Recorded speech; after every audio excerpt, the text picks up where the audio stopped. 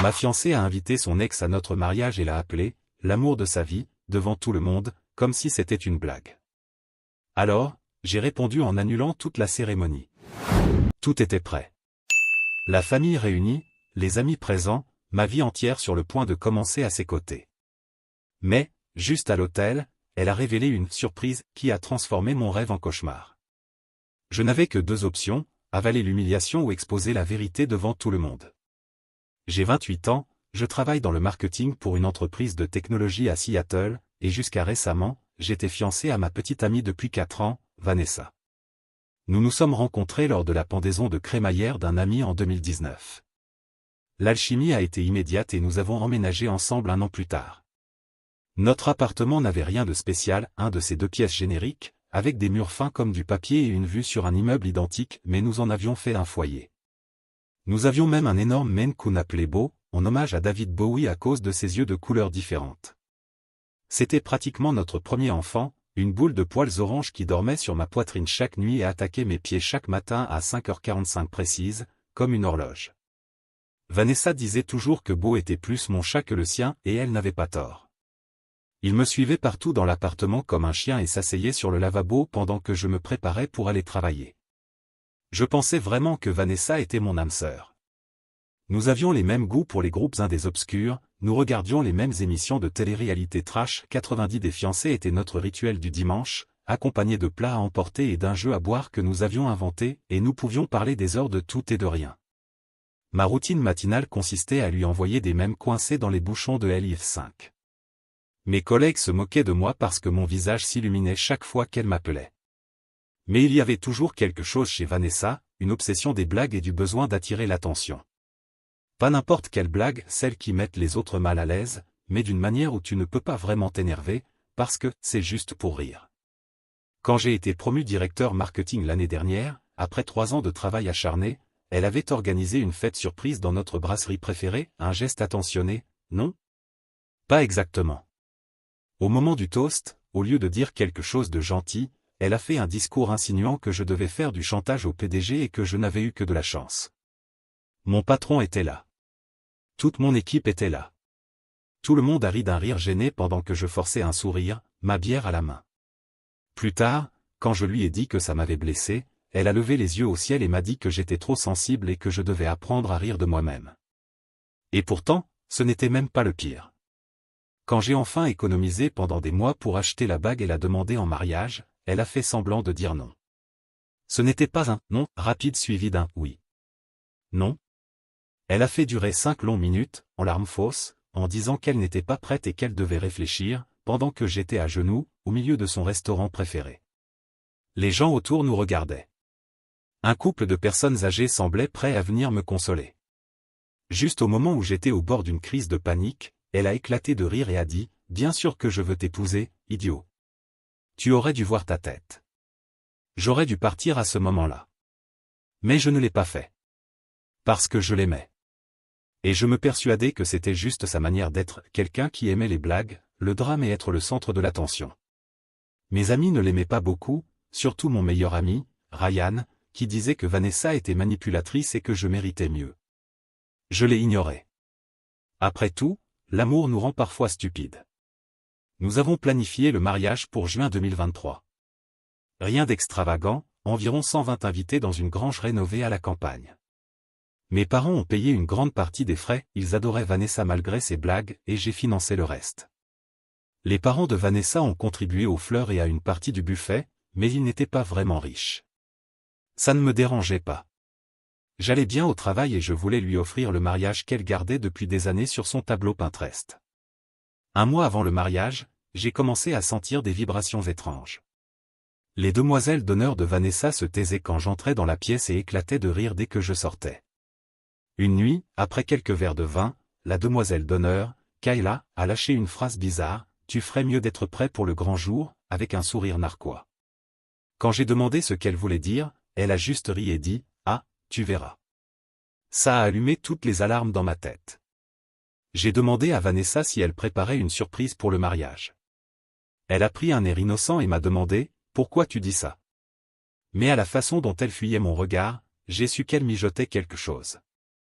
Alors, j'ai appelé mon ami Marc, ce pote avocat que tout le monde a et qui donne toujours des conseils juridiques gratuits aux soirées, et ensemble, nous avons rédigé un contrat prénuptial rempli de jargon légal et avec une clause bien précise. Si l'une des parties causait une humiliation publique à l'autre avant la signature du contrat, toutes les obligations financières communes, y compris mariage et lune de miel, seraient immédiatement annulées, et des excuses publiques exigées. Totalement invalide, mais ça avait l'air assez officiel. Le jour du mariage, tout semblait parfait. L'endroit était magnifique, des guirlandes lumineuses, des fleurs qui avaient coûté plus cher que ma première voiture, tout impeccable. Vanessa était éblouissante dans sa robe, ce qui ne faisait qu'augmenter mon angoisse quant à ce qu'elle pouvait bien préparer. Je gardais le contrat plié dans la poche de ma veste, en espérant ne jamais devoir l'utiliser. La cérémonie a commencé normalement. Ma mère pleurait déjà au premier rang, elle pleure même devant les pubs de margarine. Mon père était mal à l'aise, mais fier, dans son smoking loué. Mes camarades de fac étaient là, y compris Ryan, mon témoin, qui ne cessait de me lancer des regards du genre « Tu es sûr de vouloir faire ça ?» Tout se passait bien jusqu'au moment des vœux. C'est alors que l'expression de Vanessa a changé. Je la reconnus immédiatement, c'était la même qu'elle arborait avant chaque blague. Elle sourit, prit le micro des mains de l'officiant, qui paraissait complètement perdu, et annonça. « J'ai une petite surprise pour mon merveilleux futur mari. » Puis, elle se tourna vers le public et fit un signe en direction des portes. « Mesdames et messieurs, accueillez le véritable amour de ma vie. » Je restai figé. Les invités se retournèrent, perplexes, quand un homme entra. C'était Jason, l'ex-petit ami de Vanessa à la fac. Celui avec qui elle était restée 3 ans avant moi. Celui qu'elle m'avait un jour avoué, complètement ivre à une soirée, être celui qui lui avait échappé, avant de jurer le lendemain ne plus se souvenir de rien. Celui avec qui, soi-disant, elle n'avait plus eu aucun contact depuis des années. Vanessa rayonnait comme si c'était l'idée la plus géniale du monde. « Jason ! Jason !» criait-elle, tandis qu'il remontait l'allée. Jason, grand, séduisant dans le style « frat boy », vêtu d'un costume probablement plus cher que le mien, monta jusqu'à l'hôtel en souriant. La salle était silencieuse, interrompue seulement par quelques toux gênés. « Tu ne croyais quand même pas que j'allais me marier sans mon premier amour à mes côtés, pas vrai ?» lança Vanessa, en sautillant presque d'excitation. J'avais l'impression de vivre un cauchemar. Mon cœur battait si fort que je pensais m'évanouir. J'ai regardé autour de moi, ma mère était livide, mon père semblait prêt à exploser, et la plupart affichaient une expression de profond malaise. Puis Vanessa me fixa avec le plus grand sourire du monde et lâcha. Mon amour, je ne pouvais pas dire « oui » sans m'assurer d'abord que Jason approuvait. Après tout, il a été une grande partie de ma vie. Eh bien, nous avons beaucoup parlé ces derniers temps. Beaucoup parlé. Réussis-je à balbutier. Jason me tapa dans le dos et dit, avec un sourire narquois. Détends-toi, frérot, c'est juste une blague. Les demoiselles d'honneur, Kayla, Jen et Ashley, éclataient de rire comme si c'était la chose la plus drôle du monde. Mais Vanessa n'en avait pas fini. Oh, et juste pour le fun, j'ai fait un petit sondage avec mes demoiselles d'honneur. Annonça-t-elle, toujours micro en main.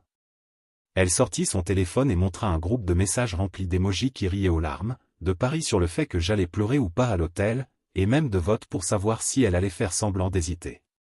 Un message de Kayla disait « J'ai misé $50 qu'il va pleurer comme un bébé quand tu ramèneras Jason. » La salle entière sombra dans un silence de mort. On aurait entendu une mouche voler. Ma mère semblait prête à s'évanouir, mon père était rouge de rage, et Ryan murmura simplement. Mais c'est quoi ce bordel? Vanessa restait là, radieuse, attendant que je rie comme je le faisais toujours. Allez, chérie, détends-toi. Dit-elle en me donnant un coup de coude. Sérieux, tu pensais vraiment que j'allais t'abandonner à l'hôtel? C'est alors que je souris. Mais ce n'était pas le sourire de quelqu'un qui s'amuse. C'était celui de quelqu'un qui a déjà préparé la réponse parfaite.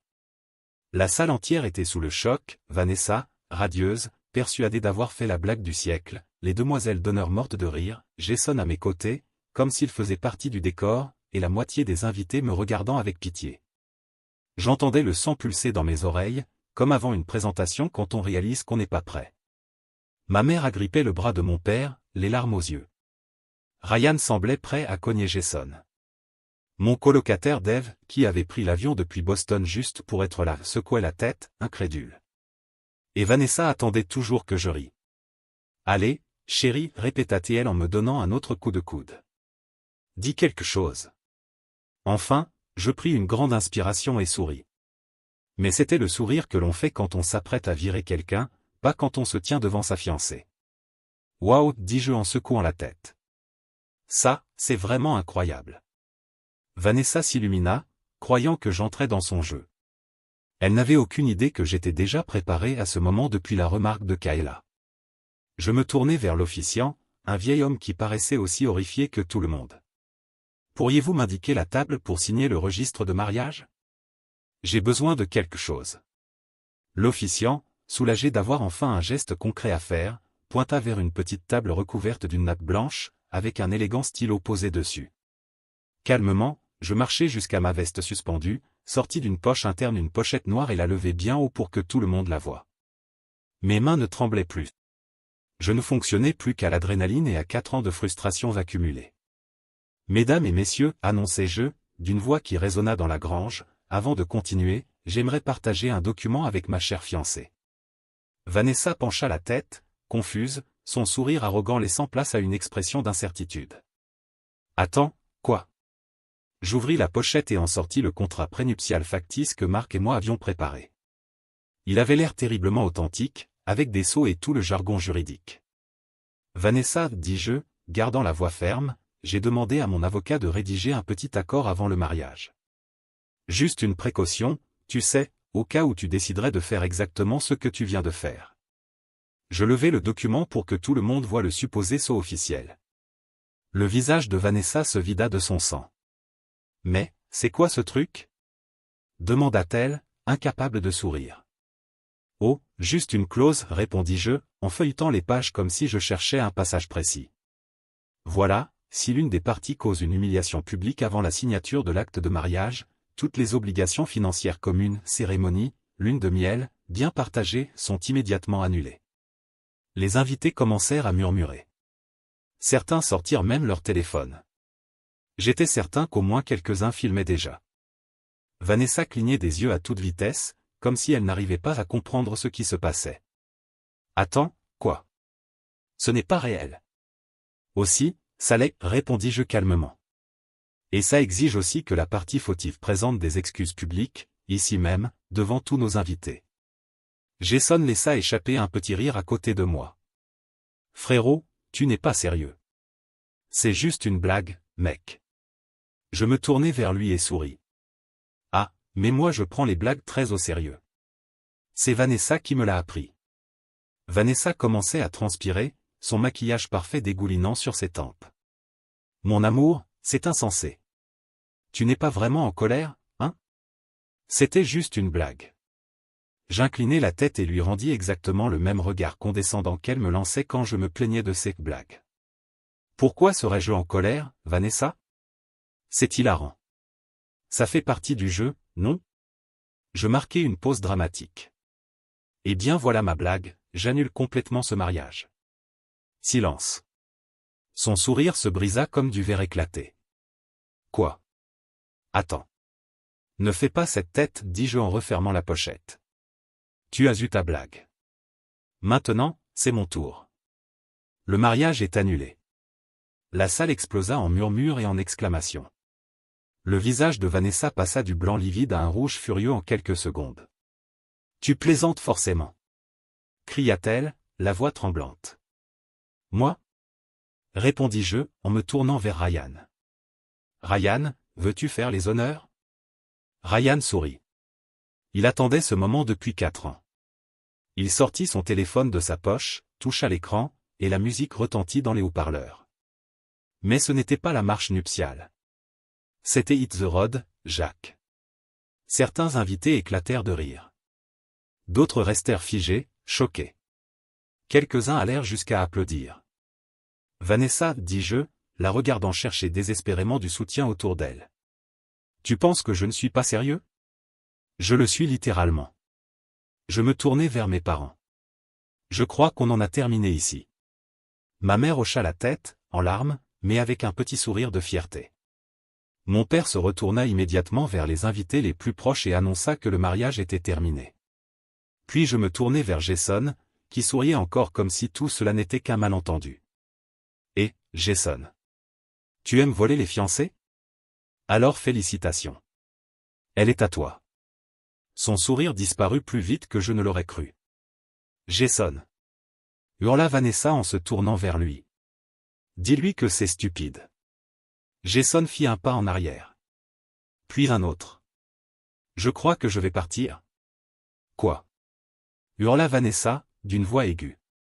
Mais il descendait déjà rapidement l'allée, presque en courant vers la sortie. À présent, toute la salle bruissait de chuchotements. Les demoiselles d'honneur fixaient, honteuses, leur coupe de champagne. Certains invités riaient franchement. Et Vanessa? Vanessa avait l'air de voir tout son monde s'effondrer. « Tu ne peux pas me laisser comme ça !» cria-t-elle, la voix résonnant dans la grange. Je me retournai une dernière fois, m'assurant que tout le monde entende bien. « Vanessa, tu adores tellement être le centre de l'attention? Eh bien félicitations. Tu le es maintenant. » Et je quittai mon propre mariage, la laissant là, humiliée exactement à la place qu'elle méritait. Sortir de cette cérémonie fut la meilleure décision de ma vie. Je ne vais pas mentir, en mettant le pied dehors, sous ce soleil éclatant, parce que bien sûr, il fallait que ce soit une journée parfaitement ensoleillée, comme si l'univers voulait rendre la scène encore plus dramatique, j'ai ressenti un soulagement que je n'avais jamais connu. Ryan me suivit, ainsi que mes parents et quelques amis de fac qui ne voulaient plus rien avoir à faire avec Vanessa après ce qu'elle avait fait. Derrière moi, elle était toujours à l'hôtel, alternant entre hurler mon nom et tenter de convaincre les invités confus que ce n'était qu'une blague, que j'exagérais. Mais je ne me retournai pas. J'allai directement jusqu'à ma voiture, y monter et rouler jusqu'à l'hôtel où nous devions passer la nuit de noces.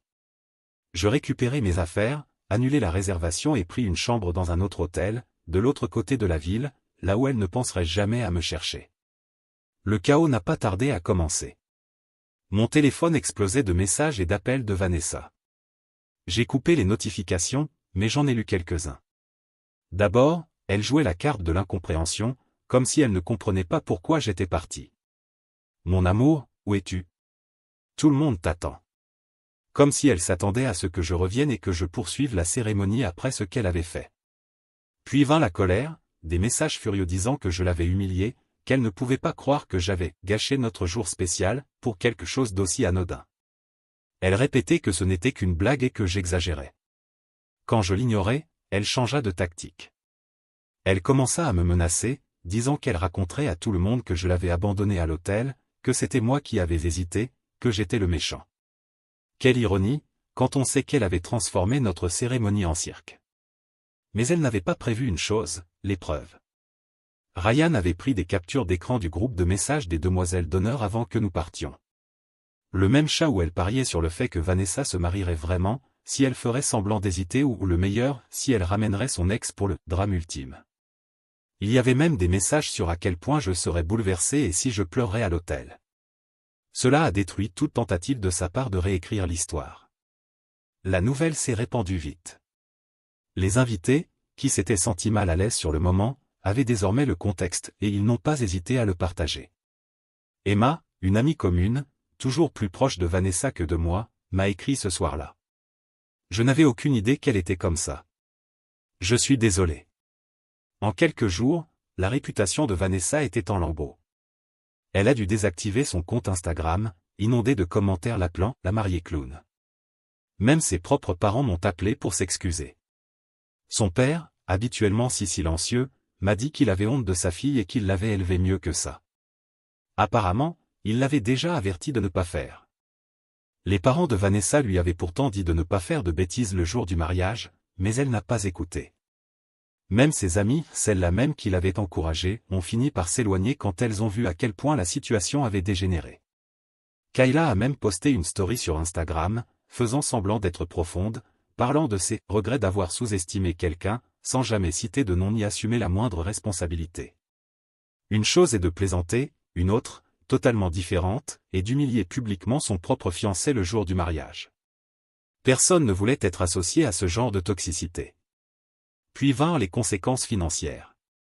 Vanessa exigea que je lui rende l'argent du mariage.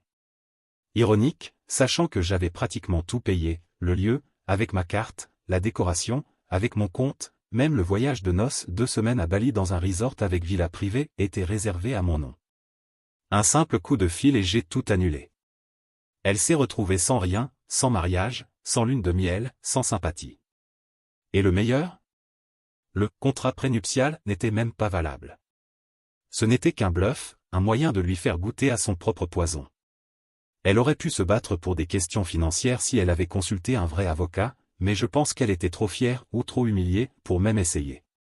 Une semaine plus tard, elle s'est présentée à ma porte. Je n'ai pas été surpris, Ryan m'avait déjà prévenu qu'elle cherchait ma nouvelle adresse. Elle avait l'air épuisée, comme si elle n'avait pas dormi depuis des jours. Cheveux gras, pas de maquillage, yeux rouges et gonflés d'avoir trop pleuré. Pour la première fois, elle semblait comprendre la gravité de ce qu'elle avait fait. Elle a essayé de s'excuser. Elle disait qu'elle ne voulait pas que la blague aille aussi loin, qu'elle n'avait jamais pensé que je partirais vraiment. Je croyais que tu allais rire, comme toujours, dit-elle d'une voix tremblante. Je n'ai jamais pensé que tu partirais pour de vrai. Elle affirmait m'aimer encore, que nous pouvions tout arranger si je lui donnais une seconde chance. Que Jason ne signifiait rien, que le groupe des demoiselles n'était que de la parlotte de filles. Qu'elle allait commencer une thérapie. Qu'elle ne ferait plus jamais de blagues. Mais rien de tout cela ne m'intéressait. 4 ans à encaisser des plaisanteries à mes dépens avaient tué tout sentiment que je pouvais encore avoir pour elle. Je lui tendis une enveloppe. Je la regardai l'ouvrir avec des mains tremblantes. À l'intérieur, il y avait une invitation, pas réelle, juste un modèle que j'avais créé sur Canva pour un mariage dans le même lieu où elle m'avait humilié. La date? Le même jour. La liste des invités? Tous ceux qui avaient été témoins de la blague. Il n'y avait pas de nom de marié, seulement une note à la fin. Nous sommes quittes. Elle me regarda, sans voix, pour la première fois de sa vie. Je ne dis rien. Je refermai simplement la porte et m'éloignai, me sentant plus léger que je ne l'avais été depuis des années. Les conséquences furent à la fois meilleures et pires que ce que j'avais imaginé. Vanessa ne s'en est jamais remise. La blague est devenue virale après qu'un invité, pas moi, ait publié les vidéos de la cérémonie sur TikTok. Apparemment, plusieurs personnes avaient tout filmé. Les vidéos ont fait des millions de vues, les internautes la surnommant la mariée laissée tomber comme une blague et en faisant un mème. Elle a perdu des opportunités professionnelles, aucun employeur ne veut engager quelqu'un qui a humilié publiquement son partenaire. Elle a perdu ses amis, même les demoiselles d'honneur se sont éloignées. Elle a perdu le soutien de sa famille. Sa propre mère a confié à la mienne, lors d'un club de lecture. Nous sommes profondément déçus. Jason non plus n'a rien voulu savoir. D'après ce que j'ai entendu, il n'avait accepté de participer à la blague que parce que Vanessa lui avait dit que j'étais au courant. Quand il a réalisé qu'il avait servi de figurant au show d'attention de Vanessa, il a disparu de sa vie immédiatement. Quant à moi, j'ai prospéré. J'ai pris du temps pour guérir. J'ai suivi une thérapie, pour comprendre pourquoi j'étais resté avec quelqu'un qui me manquait de respect en permanence. Je me suis concentré sur ma carrière. 6 mois après le non-mariage, j'ai reçu une meilleure offre dans une autre entreprise, avec une augmentation significative. J'ai déménagé dans un appartement plus beau. J'ai adopté un autre chat, un petit noir nommé Siji, toujours dans le thème Bowie, pour tenir compagnie à Beau. Et, finalement, j'ai rencontré quelqu'un qui me respecte vraiment. Pendant ce temps, Vanessa a continué à essayer de me contacter, email, messages, en apparaissant dans des endroits où elle pensait que je serais. Je n'ai jamais répondu. La dernière chose que j'ai apprise, c'est qu'elle avait des problèmes financiers, après avoir été licenciée de son poste en marketing pour avoir créé un environnement toxique. Apparemment, ce qu'elle avait fait au mariage n'était pas son premier drame professionnel. Et oui, elle est toujours célibataire. Elle voulait une blague. Elle est devenue la blague. Commentaire Monsieur Reddit. Eh bien, quelle surprise, transformer ton propre mariage en sketch de mauvais goût ne fait pas rire tout le monde. Elle voulait être la star du spectacle, elle a fini par devenir la blague virale. Bravo l'artiste.